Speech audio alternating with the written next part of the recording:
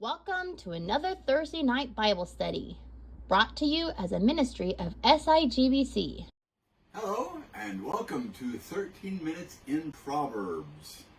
Ordinary life viewed through extraordinary truths. The Lord is good. A refuge in times of trouble. He cares for those who trust in Him. Today's truth in Proverbs is trust in the Lord and not in yourself. Well, that aspect of trust in the Lord and not in yourself will actually be referred to mostly next week. But let's read the passage and then contemplate what it means to trust in the Lord and not trust in your own wisdom, your own opinions, your own ideas about life. My son, Solomon says, do not forget my teaching, but keep my commands in your heart, for they will prolong your life and many years and bring you to peace and prosperity. Let love and faithfulness never leave you. Bind them around your neck. Write them on the tablet of your heart. Then you will win favor and a good name in the sight of God and man. Trust in the Lord with all your heart, and lean not on your own understanding. In all your ways submit to Him, and He will make your paths straight. Do not be wise in your own eyes. Fear the Lord and shun evil. This will bring health to your body and nourishment to your bones.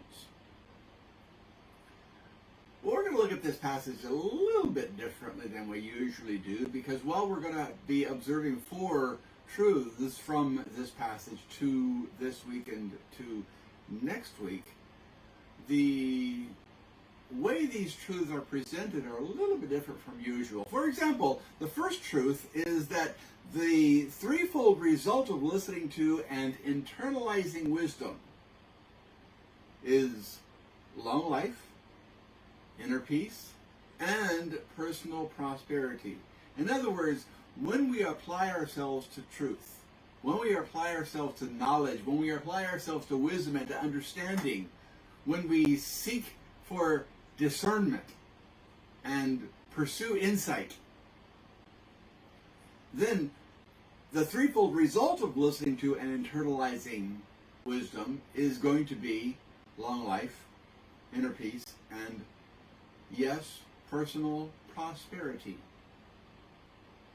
Solomon observes, my son, do not forget my teaching, but keep my commands in your heart, for they will prolong your life many years and bring you peace and prosperity.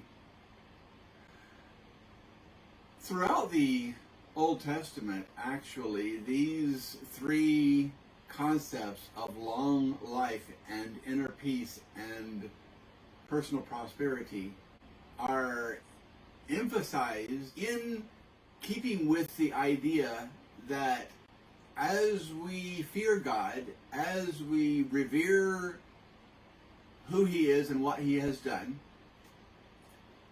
and as we seek to obey Him, both in the Old Testament and the New Testament, we find the resulting concept of long life, inner peace, and personal prosperity. In Deuteronomy chapter 5, verse 32 and 33, Moses writes about long life as a result of listening to wisdom and obeying God. And he says, so be careful to do what the Lord your God has commanded you.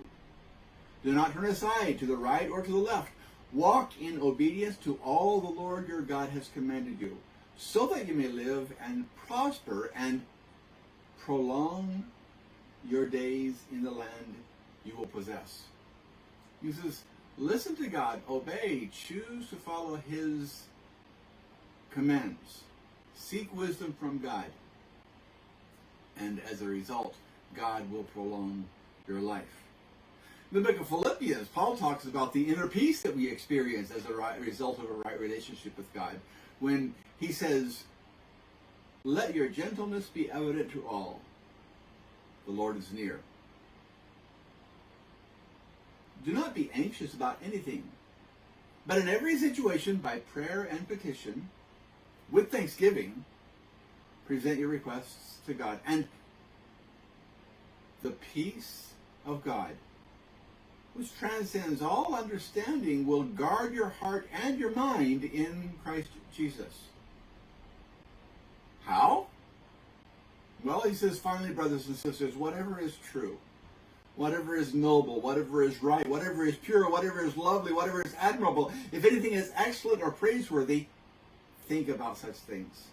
And whatever you have learned or received or heard from me or seen in me, put it into practice, and the God of peace will be with you. So as we learn, internalize, and apply God's truth to our hearts and our minds, the result is inner peace. And then, of course, personal prosperity. Psalms chapter 37, verse 10 and 11 says, a little while, and the wicked will be no more. Though you look for them, they will not be found.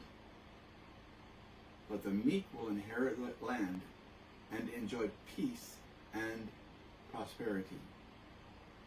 Wickedness may succeed for a little while, but in the end, the wicked always receive their just deserts. And those who choose to do good may not see immediate prosperity, but God is always faithful, and God always rewards those who are faithful to Him.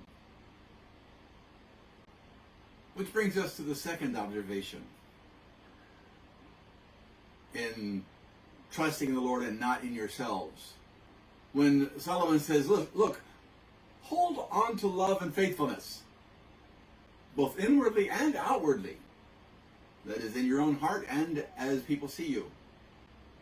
And if you hold on to love and faithfulness, you will find favor with both God and man. That is, the inward part, find favor with God. The outward part, find favor with your fellow man. He says in verses 3 and 4, let love and faithfulness never leave you. Bind them around your neck. Write them on the tablet of your heart. Then you will win favor and a good name in the sight of God and man. There is a tendency in today's society in general, particularly after 2.5 years of COVID and the governmental restrictions and the governmental provisions, there is a tendency for people to basically want to be taken care of rather than be responsible. And I often talk about what it means to be responsible. And we have an obligation to be responsible just because we are born as human beings. And the areas that the Bible seems to indicate that we are responsible for is naturally, as a believer, we are responsible to obey God and to love Him and to serve Him with all of our heart. But we are also responsible to have children and to teach them how to be responsible adults as well. And then we are also responsible for meaningful productivity. That is, doing something that is a benefit to those who are around us. And we find purpose and we find meaning in life only as we are able to recognize the merits that our choices have in the lives of others. So, a person who can work at McDonald's, for example, for 40 years and find great meaning and great purpose in flipping hamburgers for 40 years. Why? Because even a person who has as his profession flipping hamburgers at McDonald's understands that those who come to McDonald's need something fast, need something cheap, and need something hopefully nourishing. And so he's providing a service by flipping burgers, and that provides meaning. It is only as we are able to do that which is helpful to others that we find meaning and purpose in our own lives. And so what we really want to hold on to, we learn, is the importance of love and faithfulness to God and to our fellow man. That's why he says, let love and faithfulness never leave you. Bind them around your neck, write them on the tablet of your heart. Then you will win favor and a good name in the sight of God and man. In Psalm chapter 40, verse 11 through 13, the psalmist says, do not withhold your mercy from me, Lord. May your love and faithfulness always protect me. For troubles without number surround me. My sins have overtaken me, and I cannot see. They are more than the hairs of my head, and my heart fails within me. Be pleased to save me, Lord. Come quickly, Lord, to help me. So here's the psalmist saying, my desire is to see your love and faithfulness in action, in protecting me through the struggles that I face in life. And if love and faithfulness are what we desire to receive from our Creator God, then would it not make sense that love and faithfulness should also be what we pursue in our relationship with our fellow man? Remember when Jesus was 12 and in the temple, and his family had gone down to worship in the temple, and his parents had left to go back, and he stayed, and he wasn't discovered that he was missing until much later, and his parents had to come all the way back, leave the rest of the family, and come back. And they found them in the temple discussing theology with the Pharisees and Sadducees and the Sanhedrin, I am imagining. Luke records this about Jesus' obedience after his parents came and found him. Then he went down to Nazareth with them, and he was obedient to them. But his mother treasured all these things in her heart, and Jesus grew in wisdom and stature and in favor with God and man. So, hold on to love and faithfulness, both inwardly and outwardly, and you will find favor with both God and man. Do that which is right before God. Do that which is right before your fellow man. Trust in the wisdom of the Lord, not in your own schemes, plans, or desires. Thank you for listening.